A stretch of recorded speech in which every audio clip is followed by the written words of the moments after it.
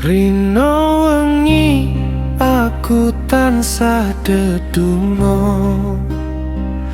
nyuwun pituduh marang sing kuwasa golek kanca urip sing saeya sateko mlampah bebarengan nuju suwarga.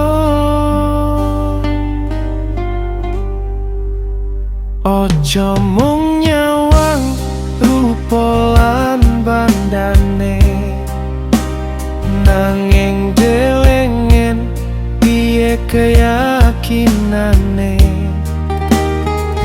yen wis seiman dadi siji niate Gusti paring berkaing dunya akhirate.